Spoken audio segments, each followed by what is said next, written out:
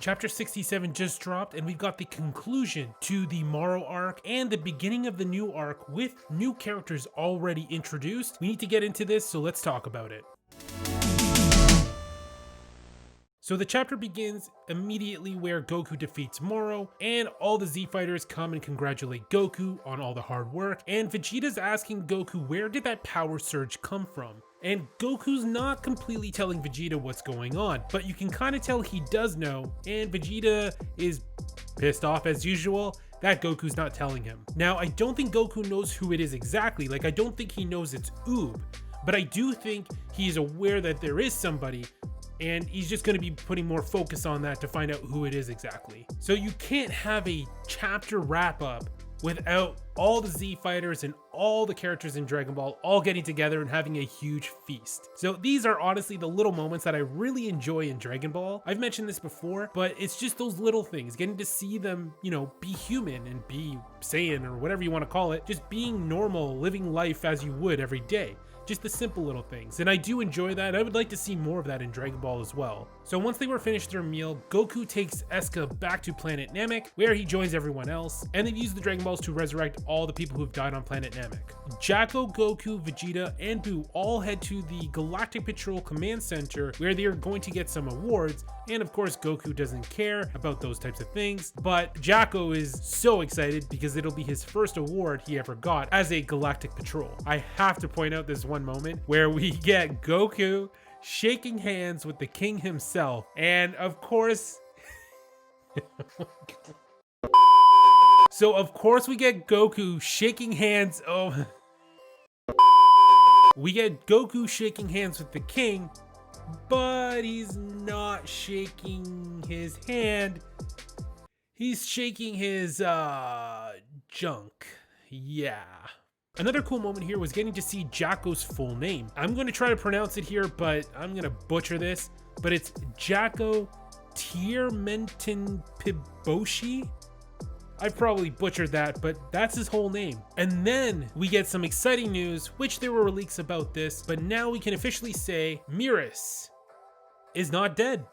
He's very much alive. And then you're wondering, well, how is that even possible? He was erased from existence. Well, they do go over that in this chapter, so let's go over that now. First, we also get Beerus's full name, which again, it's something long and complicated, but it goes something like Beerus Ikano Ichiya Boshi. Goku is of course thrilled to see that Beerus is alive, and he's also confused on how that's even possible.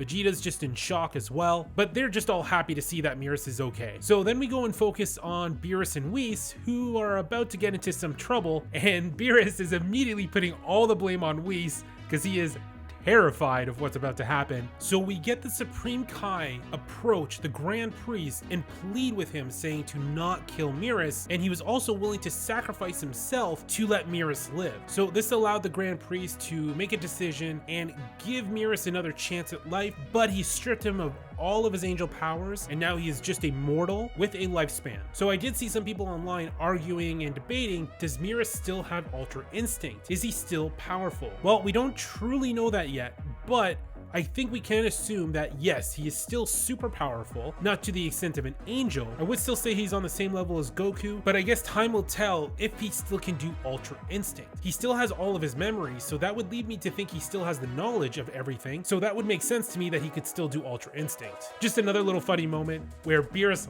loses it on the Supreme Kai. As you know, if the Supreme Kai ever dies, then Beerus dies too. Their life force is connected. It's up to Beerus to make sure the Supreme Kai doesn't die, and so if you ever want to kill Beerus, the easy way to do that, again, is to kill the Supreme Kai, who is much weaker than Beerus. So now the Grand Priest has to punish both Whis and Beerus. And well, how are they going to do that?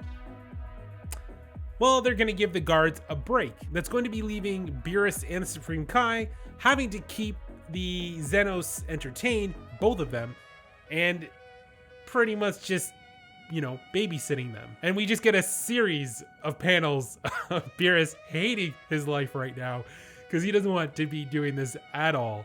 So he's just furious. And then he's asking, where's Goku and where's Vegeta and what are they all doing? So they're getting pampered and having a good time, having a party, hanging out with Beerus, while Beerus is here being punished, having to hang out with Zeno. So that brings us back again to Jacko and the Galactic Patrol, and we get a little bit more information about 7-3. We get to know that 7-3, of course, is an android. We already knew that, but the knowledge and information that was being put into him was actually by Seg and Bo and all of his henchmen.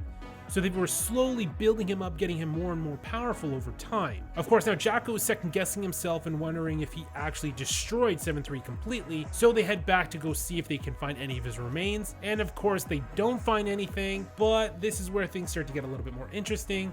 And we see these two characters that we've never seen before ever in Dragon Ball grab the head of 7-3, well, the part that was still remaining, and run off with it. So the Galactic Patrol think that 7-3 is gone and there's no traces of him left. But meanwhile, we now know 7-3 is going to be part of some grand scheme here, where we get this character named Master Goichi, and he's the one in command of setting up the plans to use 7-3. And he's got tons of these 7-3 robots, and I guess he's going to be using this 7-3, the one that we know, to be programming the other ones with all the knowledge it's gained, especially with Moro and Ultra Instinct, and basically just making tons of powerful robots that would draw havoc on the world. And to be honest, I wasn't that excited about that storyline and where they were going to go with that.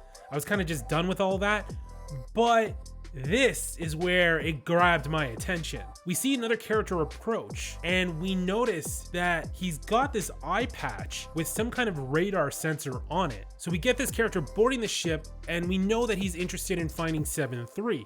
But he's looking for the OG 7-3, which is of course the one that we know. So Master Goichi commands that they release all the 7-3s to fight this intruder, and of course this new character that we don't really know yet just destroys all of them with no problem. But how he does it is what's interesting.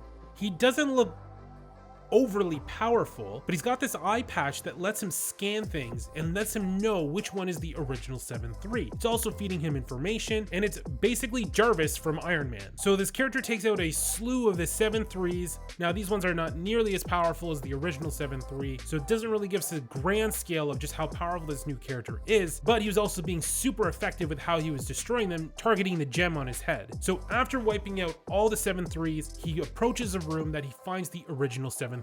And that's where the chapter ends. But I want to know, who is this character? So I have a theory, and I think that he is a Tuffle. We do know his name is Granola, and we know that his eye patch that he was using, which I was referring to as Jarvis, actually goes by the name Oatmeal. So V-Jump released a little bit of information regarding Granola, but we also learned one important little detail, and it says here that he is a survivor. So that leads me to think he is using cool technology. He looks kind of human, and so the only logical thing that makes any sense to me is that he is a Tuffle. And since he's a survivor, and supposedly if he's a survivor of a Tuffle, there might be more Tuffles that went to another planet and restarted civilization again over there. And I imagine that they were able to detect that this power coming from this android would be something that would be hugely beneficial to them, being able to use this technology among their own technology to become a race that is just as powerful, if not more powerful, than almost everything else out there. So now the question is do the Tuffles still have an agenda with the Saiyans, and therefore Vegeta and Goku are about to have a run-in with the Tuffles, or are they going to be allies to the Earthlings? We do know the path that they took in Dragon Ball GT, but I don't think they're going to be going down that road, and they're going to be doing something a little different here. If I had to take a wild guess here, I think the Tuffles will be doing an android approach. So instead of, making robots, I think what they're going to do is make cybernetic enhancements to the Tuffles and making them essentially like Android 17 and 18, but with even more crazy advancements that 7-3 is offering. So I honestly wasn't over the top excited for this chapter, but now seeing that they're going deep diving in with the Tuffles, if that is the case of who this character is, then I'm excited for the future of Dragon Ball Super, and I think that could be something interesting. And hopefully, if maybe anything, they can kind of divert the story, focusing a little bit on the Tuffles, focusing a little bit on the humans, and maybe giving Goku and Vegeta some kind of different journey. But then again, I do think that it's gonna have to tie in with Vegeta anyway, because the Tuffles obviously hate the Saiyans, since the Saiyans are the ones that destroy the planet. All right, hit that subscribe button, leave a like, and I want to know what your thoughts are about Granola, and do you think he's a tuffle, or am I wrong and he's completely something else? That's it for this one. See you in the next video.